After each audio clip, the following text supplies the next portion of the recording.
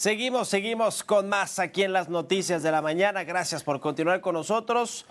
Y vamos con más información. Ya le comentaba sobre la renuncia de los 5 integrantes del Comité de Evaluación del Poder Judicial y de la resolución del Tribunal Electoral para que el Senado asuma las funciones de este comité.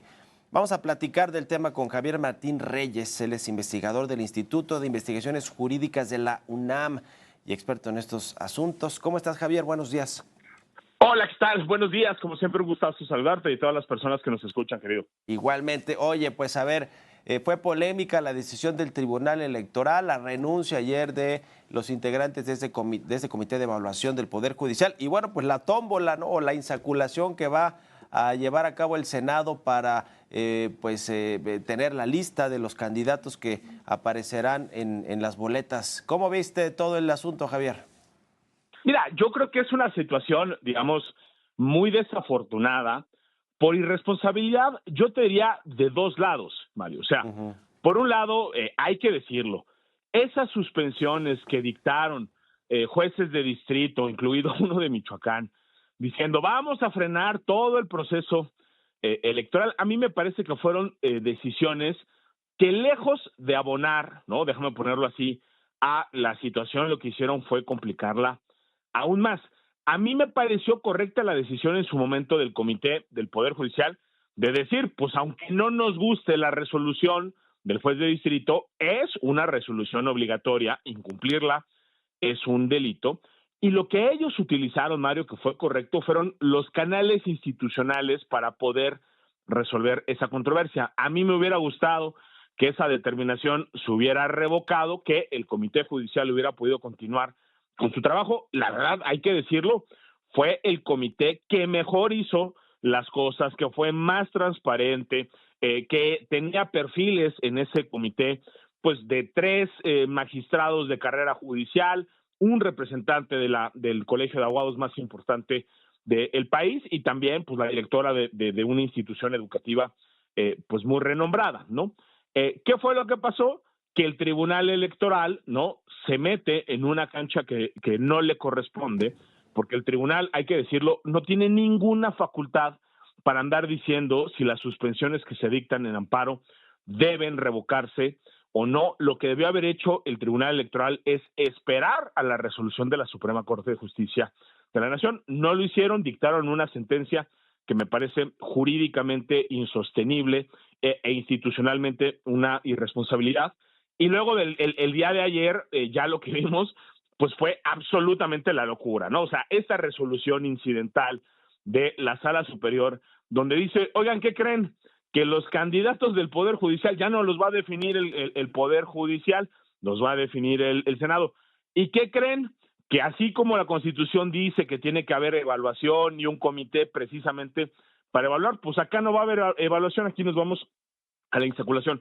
A mí me parece, de nuevo, que es una resolución que no tiene ningún tipo de fundamento jurídico y que además rompe con la lógica de la reforma judicial. O sea, es decir, más allá de si nos gusta o no nos gusta el modelo, lo que se aprobó, lo que está en la Constitución, es un modelo para que cada uno de los 3 poderes pueda tener candidaturas propias, para que cada uno de los 3 poderes pueda definir a sus comités de evaluación y para que haya también pluralidad en términos de quién integra los comités, de qué es lo que más se valora en las candidaturas. ¿Para qué? Para que la ciudadanía pueda tener alternativas. Entonces, de tener un esquema donde cada uno de los 3 poderes iba a tener candidaturas propias, hoy lo que vemos es un rompimiento de ese equilibrio que pretendió generar la reforma judicial y ahora uno de los 2 poderes, el Poder Legislativo, se agandalla y se queda con 2 listas, el Ejecutivo se queda con una y el Judicial se queda prácticamente sin lista, ¿no? Entonces, pasar de un esquema equilibrado de 1-1-1, ahora pasamos a un 2-1-0. A mí por eso me parece pues muy preocupante, Mario, esta determinación. El riesgo, dirías tú, es que, bueno, pues si los y las candidatas que van a aparecer en las boletas las filtró, por decirlo de alguna manera, el Poder Ejecutivo, que es morenista, el Poder Legislativo, que es morenista o del oficialismo, pues que ahora también lo que podía hacer el Poder Judicial para hacer bien su proceso y que los que pasaran los filtros y llegaran a las listas finales fueran muy competitivos de carrera judicial, digamos. El riesgo es que ahora también estos sean, pues déjame decirlo así, cooptados por Morena o no, porque pues ya los que se inscribieron, van a hacer una tómbola y van a aparecer en las boletas y la mayoría de ellos, pues supongo que fueron bien vistos por el comité del Poder Judicial. O sea, ¿es lo mismo o cambia algo de los candidatos que van a aparecer finalmente en las boletas?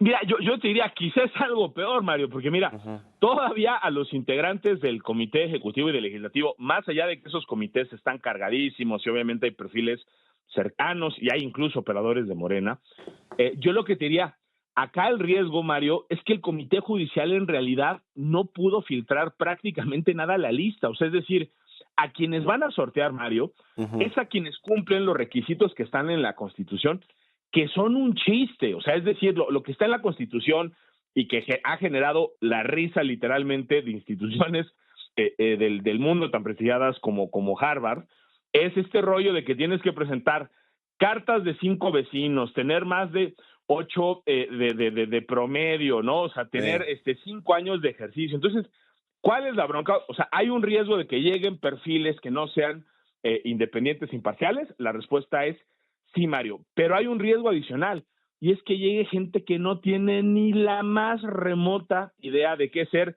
ministro de la Corte, magistrado del Tribunal Electoral, o juez, jueza de distrito, magistrada, magistrado de circuito, que son trabajos, son chambas bien técnicas, Mario. O sea, es decir, quien se haya parado en un juzgado de distrito, pues sabe que la chamba no es sencilla, hay que tener conocimiento, hay que saber administrar también los tribunales, la carga de trabajo es enorme, los asuntos no necesariamente son sencillos. Entonces, acá el riesgo ya no solo es el de la politización, es el de la incompetencia pura y dura. Y terminar con personas así en la boleta, que en una de esas terminan llegando a estas posiciones, pues creo que es un riesgo enorme. Y de nueva cuenta, es producto de la irresponsabilidad del Tribunal Electoral, que se inventó un procedimiento que no está establecido en ninguna parte de la Constitución ni de la ley. En ninguna parte dice que si hay una suspensión o si el Poder Judicial no puede presentar sus candidaturas,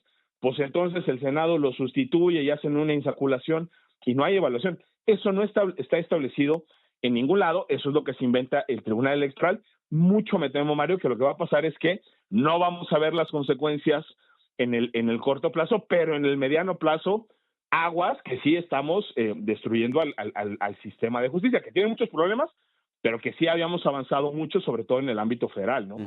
Ahora, sobre la resolución del Tribunal Electoral, en lo técnico, ¿qué te parece lo que definieron los magistrados de este tribunal? Y te lo pregunto también en el contexto de que pues este tribunal, precisamente los magistrados y la magistrada presidenta, Mónica Soto, pues no fueron, digamos, incluidos en esta primera reforma judicial, a pesar de que dependen de este poder. Es decir, esta resolución tiene que ver con que ahora están más pegaditos al lado oficialista y les otorgaron, digamos, esta posibilidad de que el Senado desahogue rápido el trámite y que la elección pues se lleve a cabo tal y cual se planeó para el primer domingo de junio. Mira, yo lo que sería, Mario, es si queremos pensar cómo se va a ver el sistema judicial después de la elección, yo te diría, hay que voltear al Tribunal Electoral. El Tribunal Electoral es un tribunal que históricamente, o sea, esto no viene, digamos, de los últimos años, eso incluso lo hemos documentado en trabajos académicos, es un tribunal, sobre todo esta integración, en la cual la mayoría de sus integrantes se ha dedicado a servir al poder en turno.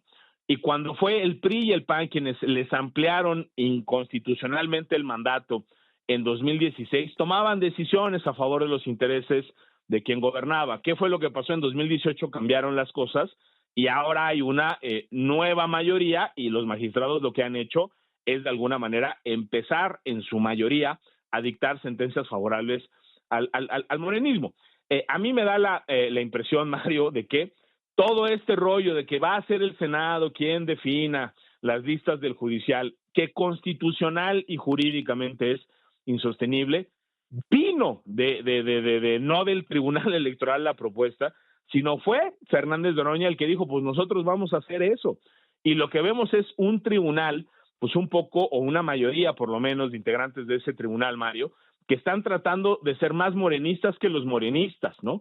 Y si de repente a alguien se le ocurre y dice, pero pues ¿por qué el Senado no va a definir las listas? Oiga, es que eso no se puede, ¿no? O sea, es la lista del judicial, ¿cómo la va a definir el Senado? Oiga, la Constitución dice evaluación, ¿cómo es que no va a haber evaluación y nada más va a haber insacusación? No pasa nada. Ahí hay un tribunal que está dispuesto a servirle al poder. Y creo, desgraciadamente, Mario, que eso es lo que estamos viendo. Y no es ninguna casualidad lo que tú mencionas. Esa propuesta de ampliarle el mandato a los magistrados de la Sala Superior, cuando a todo el mundo, ¿no?, la reforma judicial destituya, se va a ir toda la Corte, se van a ir todos los integrantes del Poder Judicial, no se les respeta su periodo. A los únicos que no solo se les respeta el periodo, sino que incluso se les amplía, es a los magistrados del Tribunal Electoral. Y esa propuesta surgió precisamente momentos antes de que el Tribunal Electoral resolviera el tema de la sobrerepresentación, que fue lo que le permitió a Morena tener las mayorías calificadas para aprobar estas reformas. Esa iniciativa, esa propuesta, Mario, fue un burdo soborno y hubo una mayoría de la Sala Superior que dijo, le damos a Morena la sobrerepresentación, de esa manera permitieron que se les ampliara el mandato y hoy lo que estamos viendo, creo, Mario, son las consecuencias de esa manera de proceder. Un tribunal que ya no respeta la Constitución, sino que se adhiere a la voluntad del poder. Un tribunal que ya no razona, sino que cede ante la fuerza y las presiones.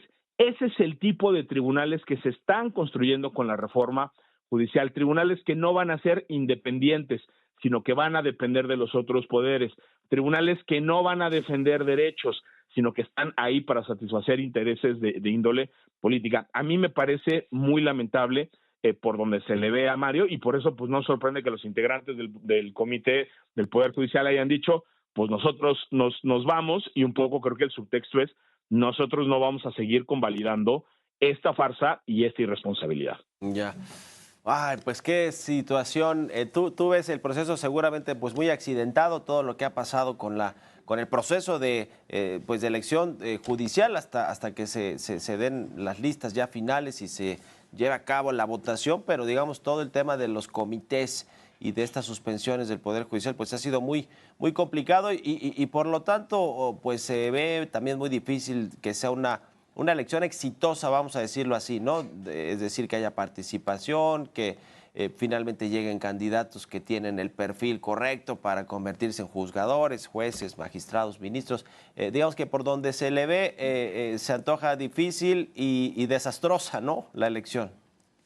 Sí, a ver, yo te diría, esta es una reforma que estuvo mal diseñada desde el inicio, ¿no? O sea, se dijo en su momento que era un disparate, que ninguna democracia del mundo elegía a todos sus cargos judiciales con un método así.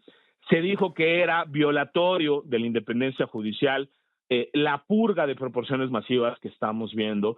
Se dijo desde el inicio, Mario, que era una reforma prácticamente imposible de implementar en sus términos, porque quien la escribió, no sabemos quién redactó esa iniciativa, pues no tenía la menor idea de cómo funciona ni el sistema electoral ni el sistema judicial. Entonces, claro, desde el inicio las cosas, hay que decirlo, no pintaban bien, pero una reforma que estuvo mal diseñada está siendo pésimamente implementada. O sea, no solo estamos viendo en este momento el reflejo de esas malas decisiones, sino que estamos viendo que se están generando problemas adicionales en buena medida por la irresponsabilidad tanto de los actores políticos como de tribunales como la Sala Superior del Tribunal Electoral. Entonces, claro, cuando uno se hace la pregunta de cuánta gente va a salir a votar, Mario, pues híjole, ¿no? O sea, yo creo que esa retórica de Morena y aliados que dicen es que la elección judicial fue un